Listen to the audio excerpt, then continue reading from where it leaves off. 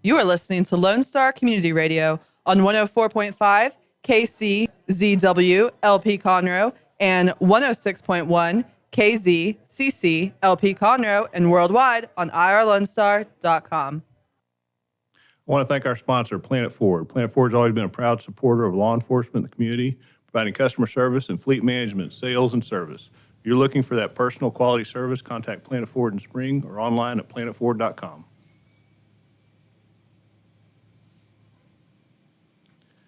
You're listening to Crime Scene Today, where we talk about current and future law enforcement, forensic, and crime scene investigation issues.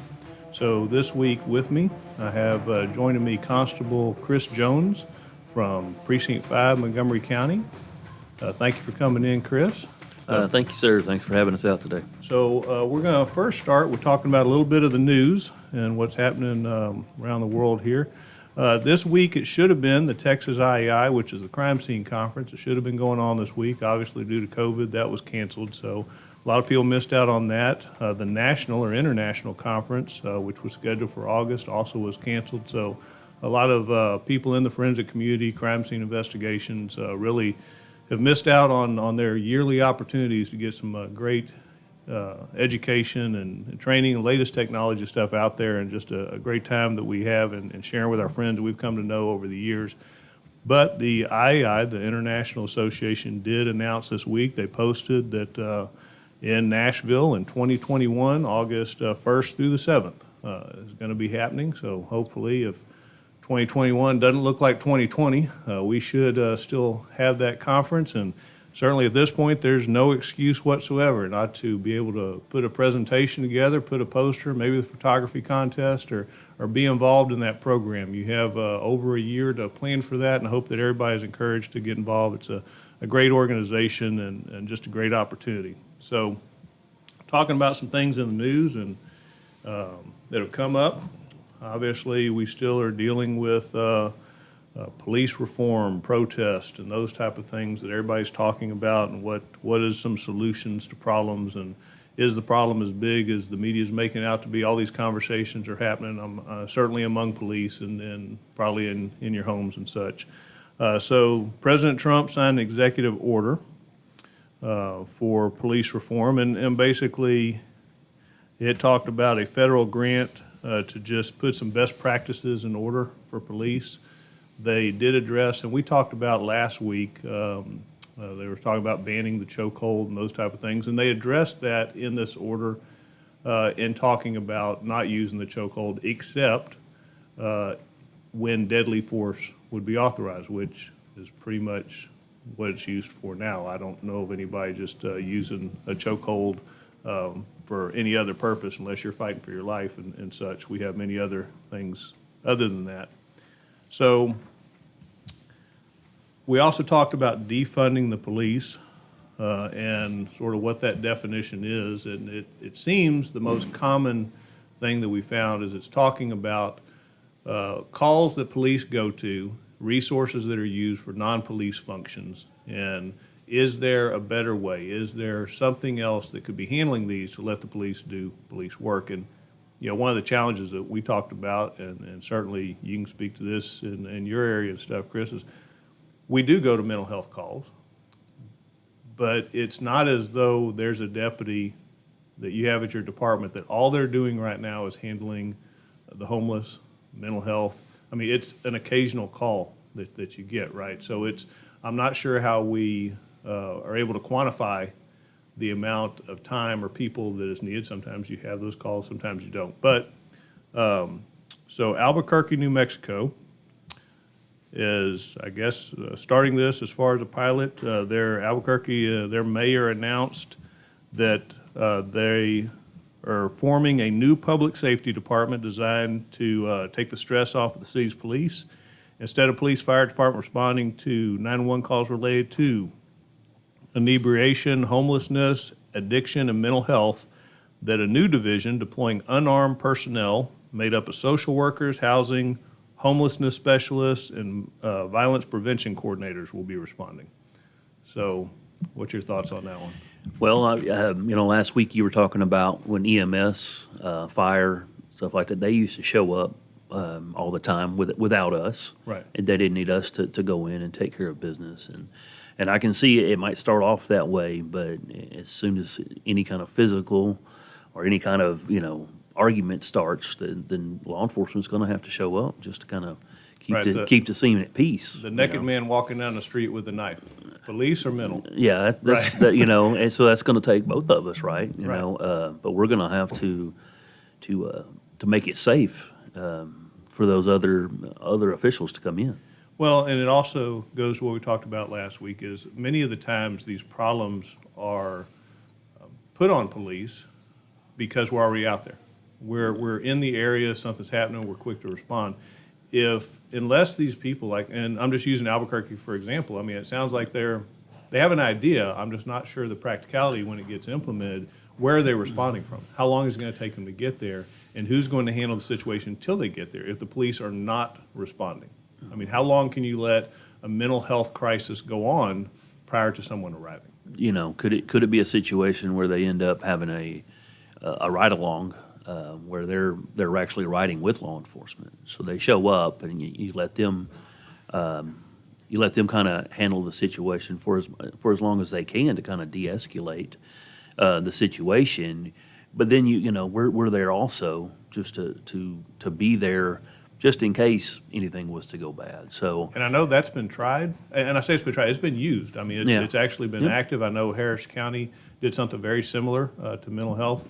I'm not sure that, and I think it's a great idea to have both of those knowledgeable people in there, one that is more knowledgeable about the mental health part of it, and one that's there in case something goes wrong, but does it address the issue of letting police not handle those calls, right? They're still there. You're still going to have to show up. But, Constable Cash, taking care of all mental health in Montgomery County, has done a good job. I believe having officers that would show up in like an unmarked car, showing up in unmarked, not in uniform, Right. Where you don't have that presence, that command presence that you show up might kind of de-escalate the situation a little bit too.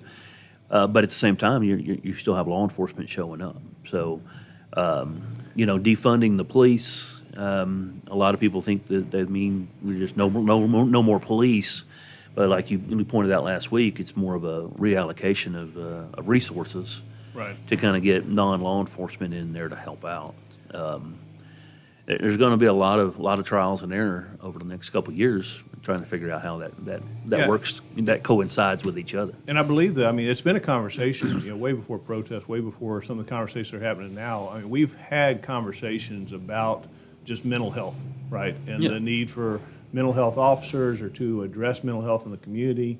That we've always said it's not a police problem in the sense that we're not taking them to jail, right? It's not a criminal offense. There's something that mentally, medically is going on that they need some treatment for, and how to get to that point. I mean, who's handling that and how to make that, I think, more simplistic, where when we've arrived on the scene that we're not spending hours on that scene versus having some type of solution to get the officer back on the street, get them the help they need. That seems to be where we were heading even before this. Yes, I mean, we, like I mentioned earlier, Constable Cash coming out, anytime we need assistance or have a situation like that, we can call them and they're en route. They might be 45 minutes away, but they're going to come out and help us get through that situation. And they have their own team, their own crisis intervention team that'll come out and help take over a scene to get our guys back to work, because that's what they're doing. So Yeah, and they've done a great job with it. We've called them out to our scenes, and I think having that, and we've only had that a few years here. oh yeah. So it's something new that, if you want to call us trying it out, I mean, it's working. I don't see any reason that not to expand that. And, we certainly have the calls available. We have the issues that need to be addressed, and certainly have the people that have that training and ability to do that. Another thing that came out in the news this week, and this is specific to Texas, is that we have some new training coming, it appears. So State Representative Coleman requested that TCOLE in new legislation adds training on implicit bias.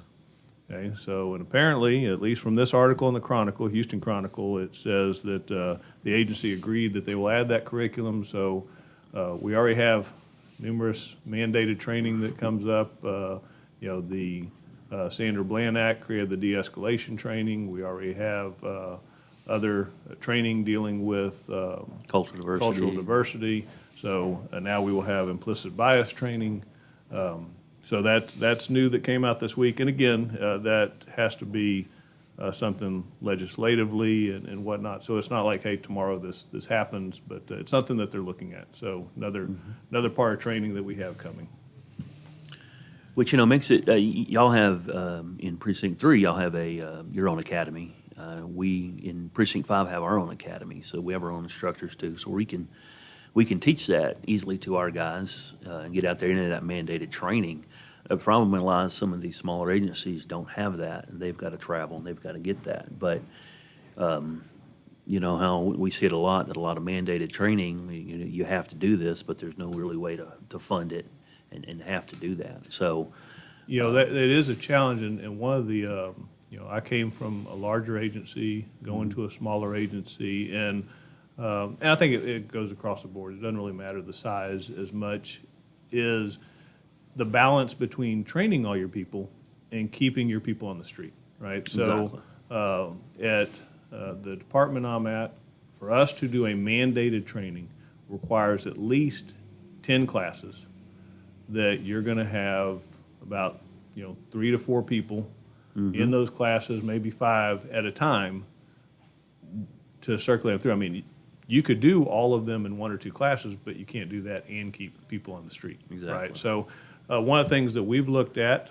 and I think it's also sort of emerging technology, it's been around for a while, but I think it's sort of emerging in law enforcement, is doing online training, especially with the mandated training, to be able to teach at one time. And some people are hesitant to use online training because many times it is just someone reading a PowerPoint to them, which is very boring. Yes. And Not interactive. not interactive. They don't get the experience from the instructor, those type of things. However, in taking some of my college courses, one course that really stood out to me was there's a professor I had, and he recorded a video of him instructing. It was not in the classroom setting. I honestly, to this day, I think he locked himself in a broom closet somewhere with an erase board. But it was about a 10 to 15-minute video of him teaching whatever the topic was that week. And, of course, you still had reading, you had other stuff to do. But at least hearing from him, I knew the highlights. I knew what was important. I knew what stood out. It was that personal connection, even though it was a video, right? Yes. It wasn't just someone reading there. So there's many options in instructional design to put these things in place. And once you have them in place, and we've done a couple of these at Precinct 3 to get that information out, where at this point they can be in the patrol office, it can be midnight, it can be 1 a.m., but it's not tying up the instructor. It's been done. Also, you're sure that everyone's received the same training. Right. I mean, how many times does instructor in the second class, third class, I forgot to tell y'all. Yes. Or, I meant to tell y'all this, and it changes. Because, I mean, as an instructor, you're an instructor too. As you keep going, you always think about something that you should have said or should have taught in the last class. So, yeah, having that, it might take a couple of takes to get it all in there. But once it's in there, you can pass that on to just about anybody, and you can share it with outside agencies also, which allows. Yeah, it's, like the professor I was talking about. I have no doubt he did not record this video for my class. This video that he used, he probably had been using for years, right? Yeah. But it was still, material. It was still the same information that we needed, So, again, it's a little time and effort up front, but I think the benefits probably pay off, and we've seen that going. We've seen some new technologies emerging, and we may even do a whole show on some of the new technologies such as VR and augmented reality, where you're literally walking in a room where things aren't there, but you see a crime scene, you see different things to work and stuff. So I know that people have tested that, they're working on it. I see that as like the next step in the future in training law enforcement. And just a side note, if anybody hears a bunch of banging and moving and stuff, Yeah. they're doing construction over here at the radio station, or not at the radio station, but next to it. So that's what any of those whirling sounds and things are next to us. So Constable, let's talk a little bit about your area. I know you and I both grew up in that area. I guess your main city would be Magnolia for Precinct 5. I know when I went to school there was a graduating class of, I think we had 180. Now there's 2 high schools there. So it's definitely grown as far as a community. I think there were 2 restaurants. When we had the Bulldog Burger Pit. Yep, And, Pappy's Pizza. Yeah, Something like that. But a huge community now, right? So what is, so in the past, it was more rural, right? You had a 2-lane road that many people only knew about getting to the Renaissance Festival, okay? So what, I mean, you still have a lot of rural area. We do. In your precinct, but you also have a lot of commercial stuff now.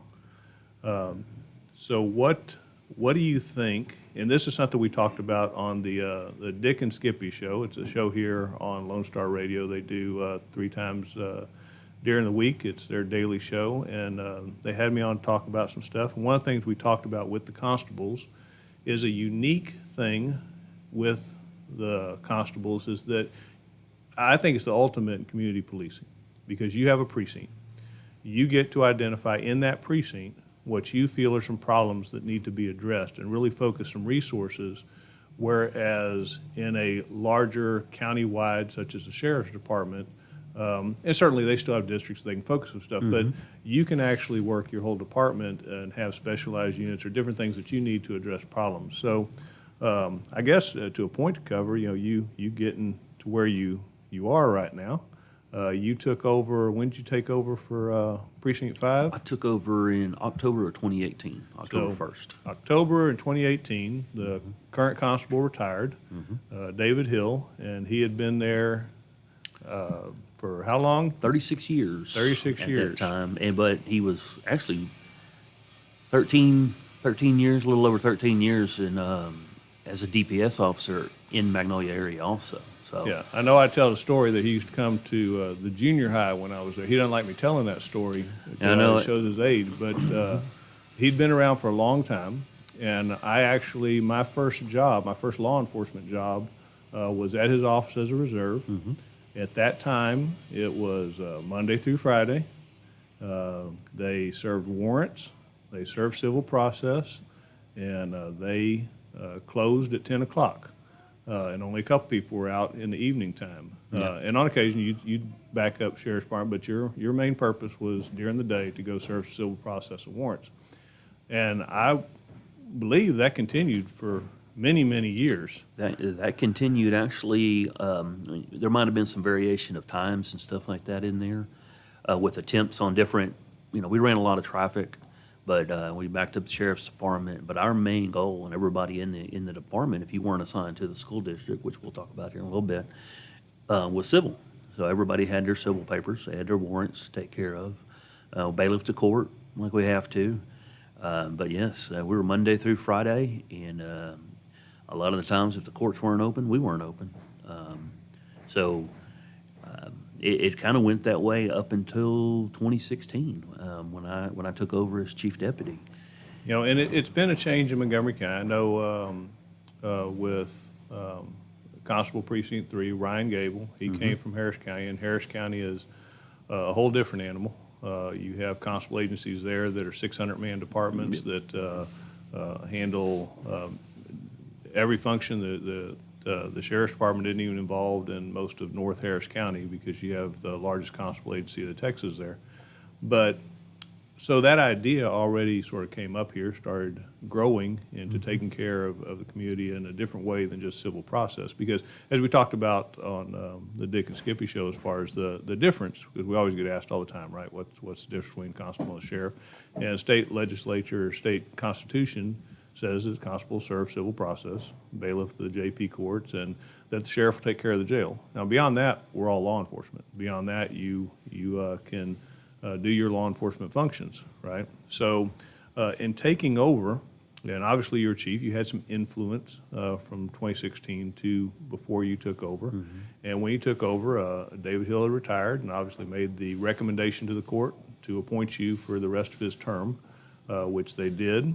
So what, I guess, was your first, I mean, you're already there, you're the chief, you're sort of running it, so I don't imagine that there was like massive changes that came on board. But what did you see some things that you really wanted to enhance about the department? Well, even beginning in 2016, in watching Precinct 3, Gable, and Precinct 4 with Rowdy Hayden over there, I knew that we needed to do more. And what I really wanted was to start extending our hours out and to start being a little bit more proactive in what we do. A lot of traffic, a lot of narcotics, DWIs, stuff like that.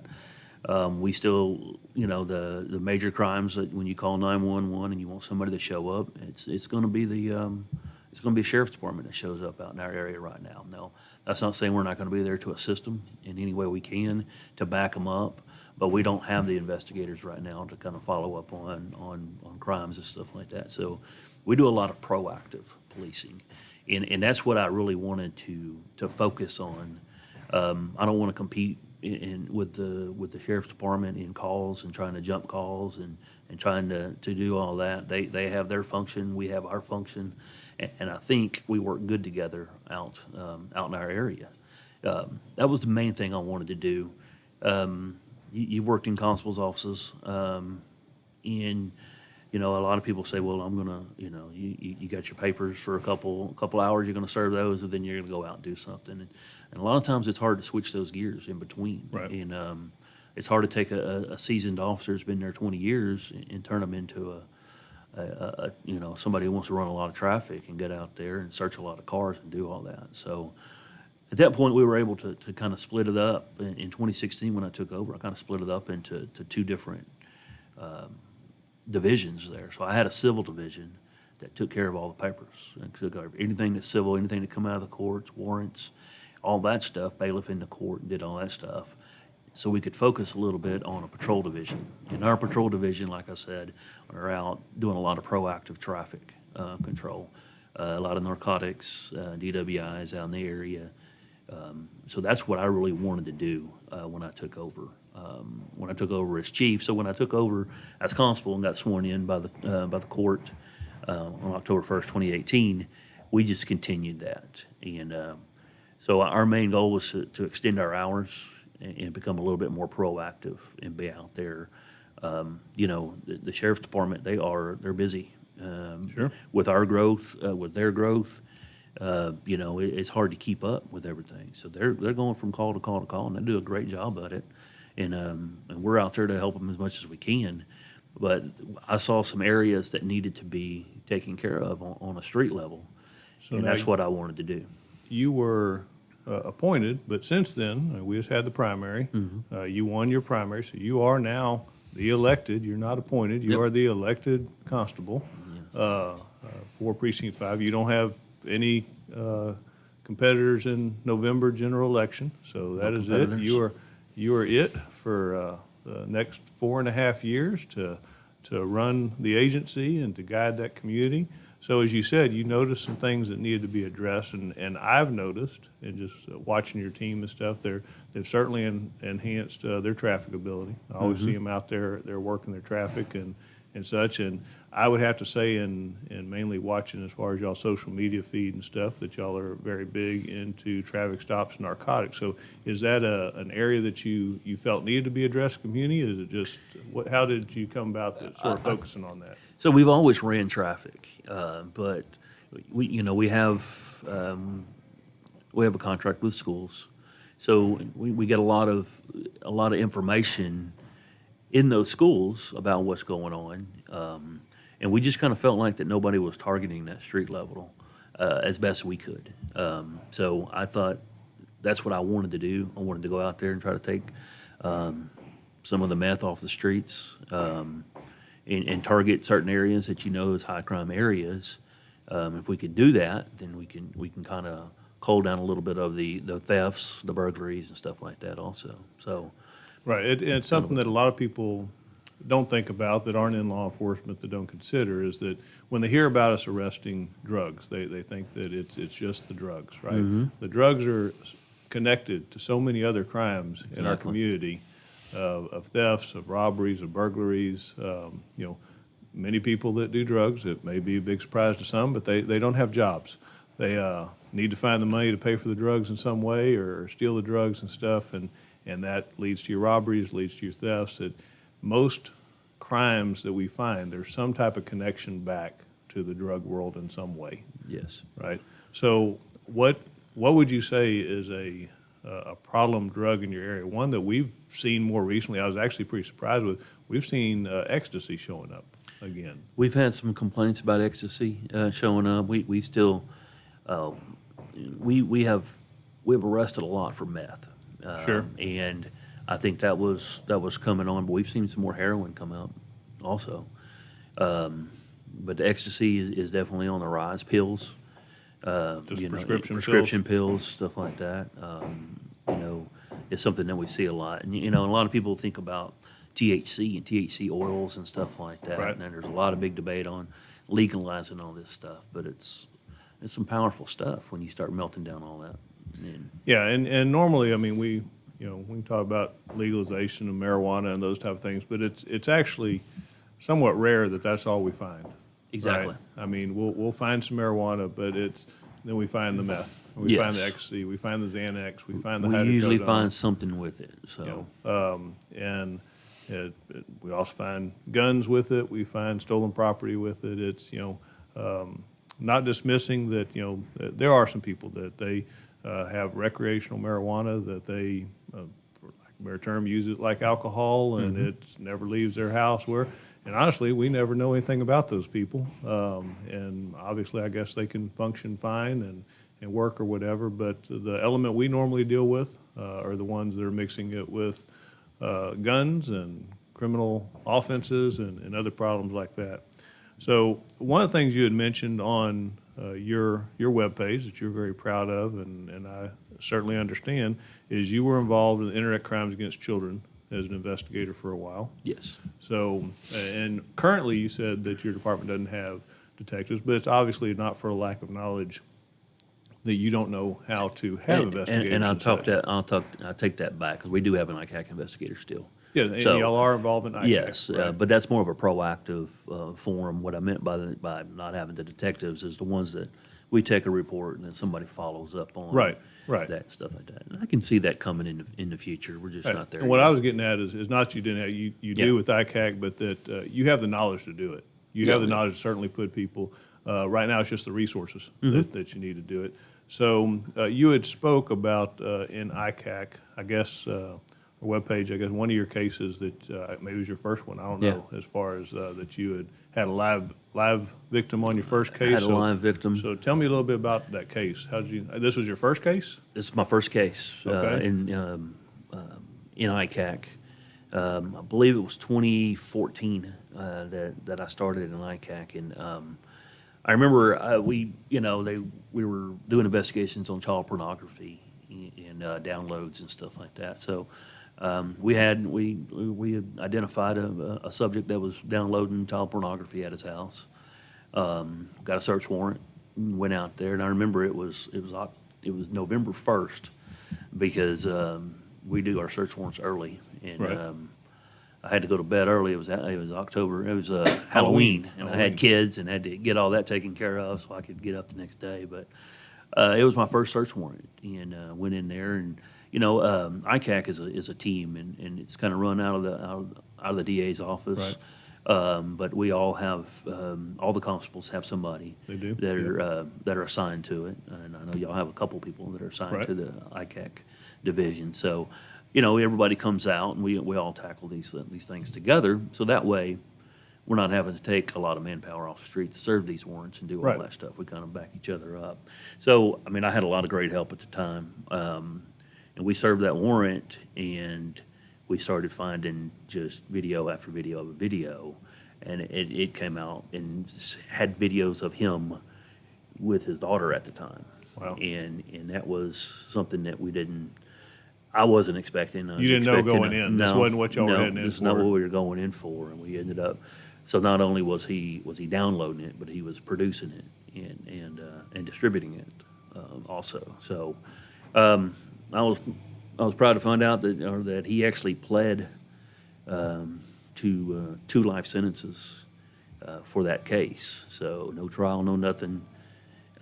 It was a good, solid case that we had built, and Which actually goes to say something. You have people, and people ask us, so why would they plead to life, right? And why would you even plead to 2 life sentences? I mean, what's your other, I mean, if I either, that's what I'm going to get if I go to court, which tells you how much information they don't want out, right? They do not want this Exactly. in court. They don't want the details. The details that would come out in court and the graphic details where they're willing to go to prison for the rest of their life than to actually hear that story publicly. actually do that. And what he had said was he didn't want to put his family through Sure. that, but it happens a lot that they just want to plea, they just want it to go away and not make a big spectacle out of it, because Well, and that's always the big goal of ICAC to begin with, and that is to, and there's somewhat of, I say, argument in the community as far as internet crimes is that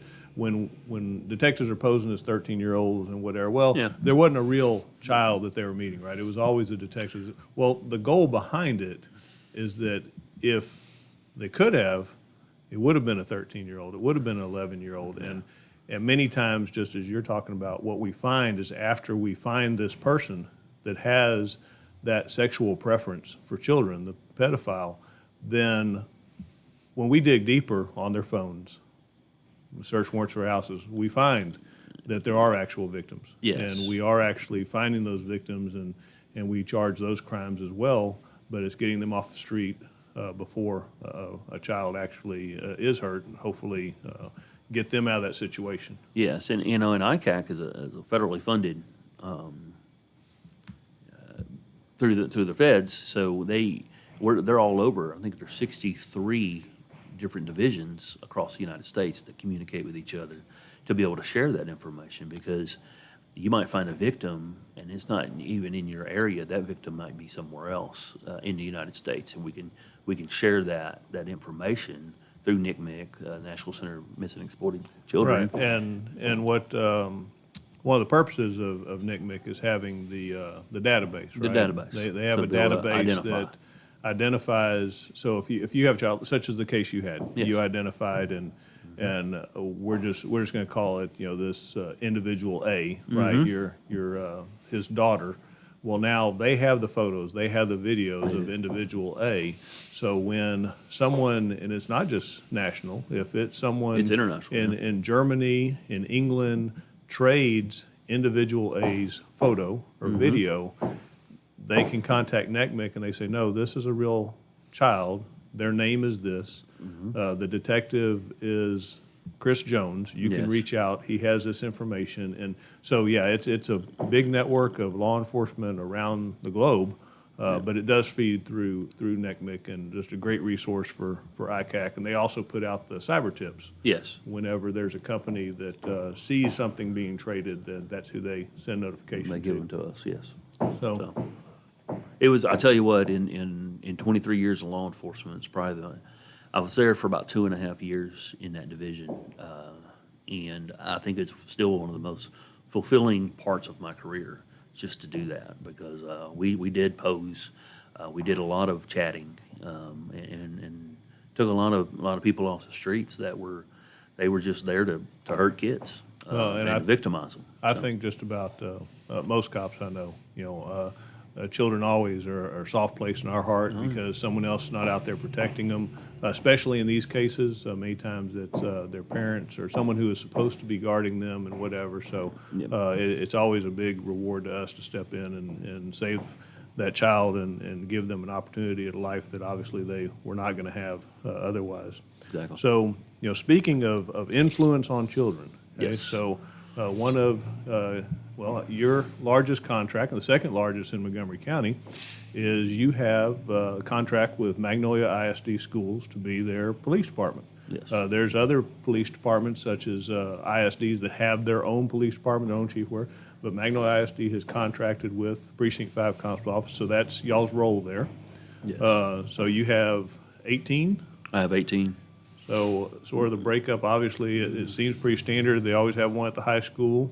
They have 2 at each high school, and then 1 on every other campus. So, and we're probably we're the largest one that I know of, the largest school district I know of, that has a deputy on every campus. And when I say every campus, I mean from elementaries all the way up. There's a full-time deputy on there, on location when Yeah, when school's that in is session. unique because I Yeah. know many of them, as I said before, they'll have one at the high school. Yeah. But then they start rotating, either at the elementary, someone's driving around, or they're doing something. Yeah, and between there's a lot of schools. people that have like 3, they'll cover like 3 or 4 elementaries and stuff like Right. that. But this was in kind of in response to the Santa Fe shooting, that Magnolia ISD came to us and said, listen, we've looked at different things, metal detectors, all these different ways, and but they came with the realization that having an officer on there was probably the best deterrent and the quickest way to remedy a situation if something was to come up. So they came to me and said, hey, this is what we want to do, and they came to me in May of I believe 2018, and said, we need to have these people up and ready to go by August. So, Right. So hire 18 we people by had August. 8 already. We've had And so I had we've to had the hire 10. contract with the school since 96 or 98. At one point, we shared the contract with Magnolia PD. They took care of everything inside the city, and we took care of everything outside the city. But so we've had the contract for a long time. It's always been a great working relationship. So when it came to us, we're like, I don't, how are we going to hire 10 people and get them all trained up in the next? And we never even had to advertise for it. It went out word of mouth that we were doing what we were doing and what we wanted, what we were looking for. And I never even had to post the positions or do anything like that. I had people showing up saying, hey, I'm retired from Harris County, or I'm going to retire from Harris County, or I'm going to leave this agency and come That's over something here. they were looking for. Something they were looking for. Which is awesome. And, it's something that not everybody can do it. You don't want to just have somebody, you just want to take any street officer off the street and put them into a school, because it's a different function. You've is. seen what I'm talking about. There are some officers that are made for the streets, some that are made for the schools, and some that can do both. But So in talking about some of the, we'll say punishments, right? So schools have changed massively since you and I were there, okay? One memory of going certainly to Magnolia ISD, I have no doubt he was there when you were there with Coach McGinney. Oh, yeah. Okay, he didn't have an engineering degree, but I promise he used some type of engineering in developing the paddles and took much time to do so. Yes. Back then. So that was, that's back when you had the forms of you can beat my child or you can't beat my, they don't have those, do they still have those forms? they're coming back, actually. I've seen some coming back, but But- I don't know of a parent That- back that when we were assigned in one? school that ever did not just sign, hey, Yeah, yeah, you go ahead, take care of business. So that transferred to, from the school sort of taking care of discipline. And obviously we're talking about corporal punishment, but there's also other discipline. You had after school, you had detention, you had those things. But then it seemed to shift hands. It seemed to shift from the schools to involving law enforcement in, disruption in the classroom, disruption on transportation, and these type of things. And that sort of led into officers, as a Class C misdemeanor, issuing citations. Yes. Which ended up in a financial burden, usually to the parent. It really didn't affect the child in any way. And so there was conversations on that, and since that, the citations have been removed. Yes. Right? So at this point, what do we have? And I guess for lack of a term, so obviously there's a deterrent of y'all being in the school, and Yes. hopefully we never have the horrible things that have happened in other schools and whatnot just by that deterrent. But obviously y'all are there for a full shift. So what is expected of a a school resource officer, being in the school during the day? What's the expectation of that officer doing every day? Well, the expectation of every officer from elementary all the way up to high school is the safety and security of everybody on that campus. So, we have campuses with close to 2,000 students on them, right? So they're there for the safety and security of everybody on that campus. So not only the students, but the faculty, the teachers, anybody visiting that day, that school. We're there as that presence in law enforcement. There are cities out there that don't have 2,000 people Right. in them. No. So some of our schools are big, and there's a lot of things that go on inside those schools. But first and foremost is the safety and security of everybody there. So you're right. We went back when we started 20 years ago or so. When I started off in the school district, and it was, there was a pretty clear define, as, administrators took care of this, and police then we'll took care of call that. you in law enforcement if it gets to that point. And it's somewhere along the way, it got to I think they were using law enforcement on stuff that they probably Should have been and kind of handling used it. Yeah, administrative. they probably should have done it, and we should have been. And I think we've seen that in law enforcement as a whole. That sometimes now we're taking care of stuff that 20 years ago we didn't take care of. Right. That it was somebody. So it happened in the school too, and I think that's why when you got to make your administrators happy, right? If not, just like in any contract, if you're not making them happy, but there's a fine line in there because we've got to do our jobs too. Right. We And have you a have- duty to do our jobs. And you have legal restrictions as to what you can do and can't do. right? Exactly. So, it took some educating on administrators and officers of what we could not, do. We're not addressing dress code and Right. all that stuff out there. And, we laugh and we talk about it, but some of them officers would do that. And, they would take that, you're breaking a rule, whether it's a rule or a law, and we don't enforce rules, we enforce Right. laws. So it took a lot of training on both sides to get that equal balance. But, one thing about our school district, they've always kind of said that, hey, the superintendents, they've got a big job, right? They take care of all the campuses, they do all Sure, that stuff. right. They don't want to be law enforcement officers either. So that's why they contract out to us. They're like, that's one thing that y'all can take care of and we can stay separate so that we're, hey, we can't do that, or hey, you've got to step aside. It's time for us to step in, and you've got to be able to have that good relationship with administrators, with your school district to be able to say, hey, at a certain point, it's no longer a discipline problem, it's a legal problem. And at that point, we take over, but until it reaches that point, it's on you, so. So what would you say, and I would expect it probably more at the high school level, because that's just, I guess I would hope at the high school level, that's where you're dealing with more of what would be a criminal act. Yeah. What would you say would be probably the more common things that y'all have to address? Would it be assaults, would it be drugs? It's assaults. We no longer write Class Cs for fighting or anything like that. It used to be if you got into a fight, you got 3 days suspension and a citation. And that's something that's kind of went back to a fight that it's a Class C. They don't want us enforcing that in the schools. So, but we do have a lot of assaults. We have narcotics. I mean, Sure. there's drugs in there, just like there's in every school. Right, yeah, it's not uncommon. Exactly. So, Now, how you know, low does, do that's- you see drugs at elementary? we have, in my 20 years, we have, but not very often. I wouldn't expect. I No, mean, and I've- it's I've- usually, they brought the wrong bag to school or something Right. like that, and there was Mom or something dad's in it. bag, Yes. Right. Yeah.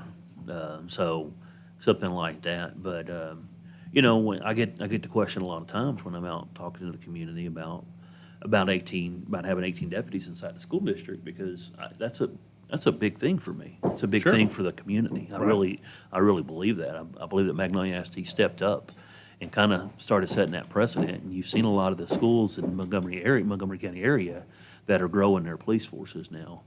And it's not because they're bad kids.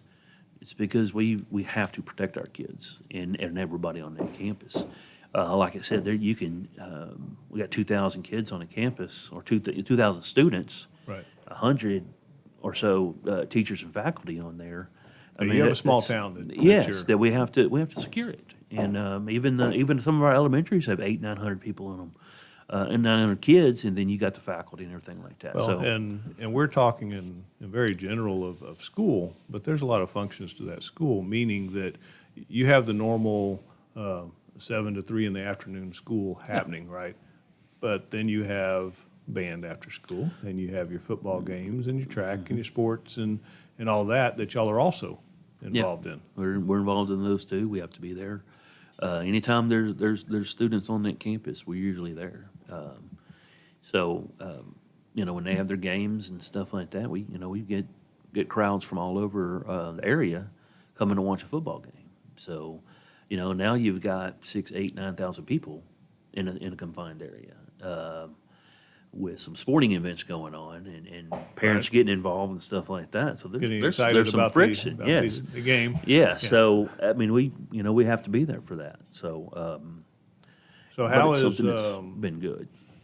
well, as far as people in the schools, I mean, obviously, we had a very long spring break Oh, yeah. Yep. between COVID and stuff, so it looks like, I mean, I know they're still in talks and stuff. It looks like we're going back. I know they're starting to put calendars out. I'm not even sure they still know what it's going to look like. But what's some insight on you? How's that looking for your officers? Well, Magnolia ISD has their calendar out, and that's what we have to go by right now. So it usually starts at the beginning of August.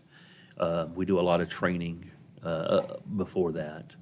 We do a lot of active shooter training, before the school year, just in case anything was to happen, unfortunate incidents. So they have their schedule out, and that's what we're going off of right now.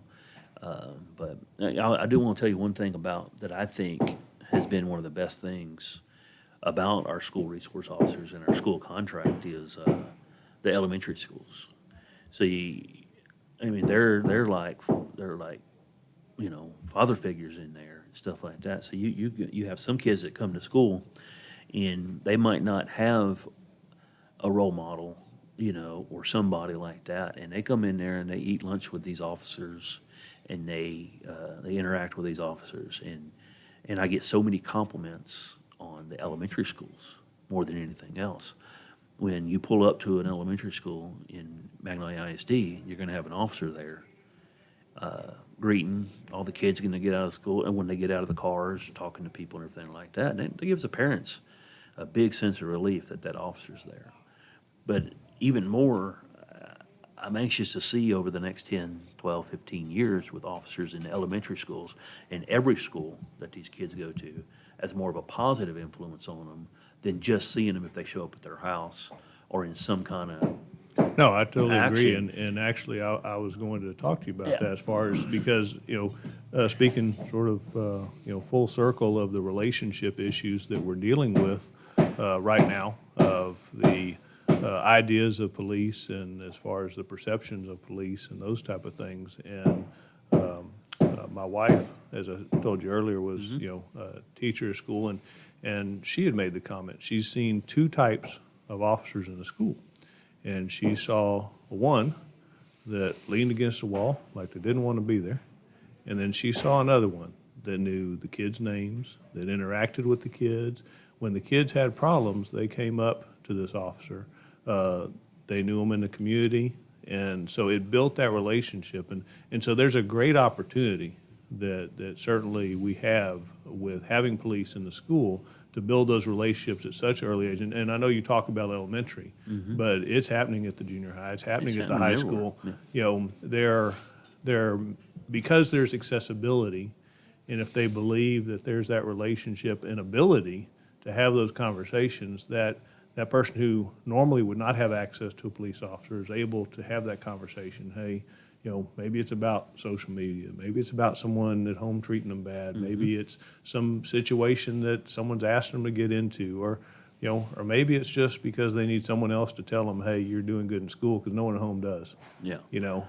You know, and we talk about community policing, and we're out in the communities, and we're doing that, but some of these kids, the only time they see law enforcement is when we show up to their house. Right, for a problem. In a negative way, for a problem. So to them, to have an officer in that school that'll talk to them, eat lunch with them, say hi to them, and do those things, I think that's the ultimate in community policing right there. Because we're reaching them young, and I think we're showing them that we're not all bad. You know, if we show up somewhere, we've all been sitting in a restaurant when somebody comes up and says, Oh, yeah. I know it's coming. if you act up, he's going to take you to jail.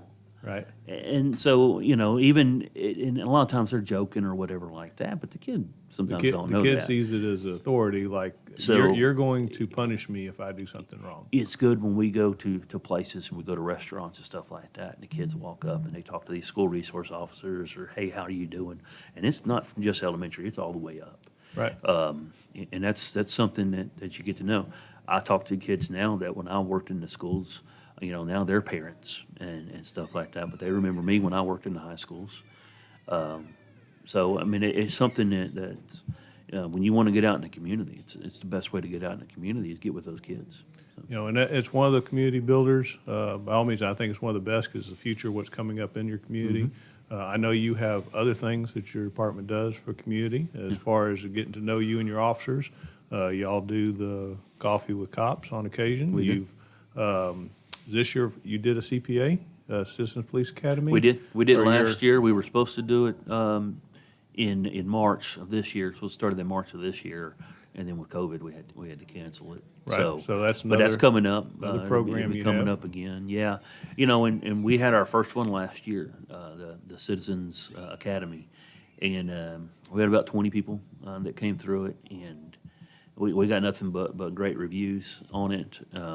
So now you have those ambassadors out there that are kind of talking about what the constable's office do, because we always get that same question: what do constables do?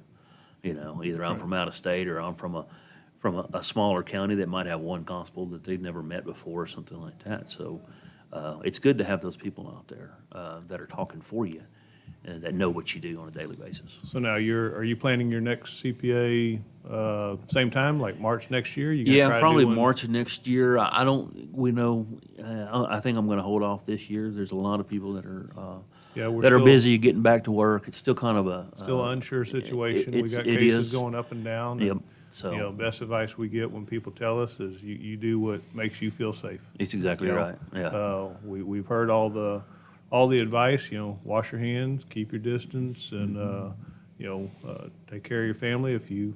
They need know what to do. They you just know. got to do it. So So hopefully, we can do that and get the numbers down and get back to as normal, whether it's the new normal or whatever.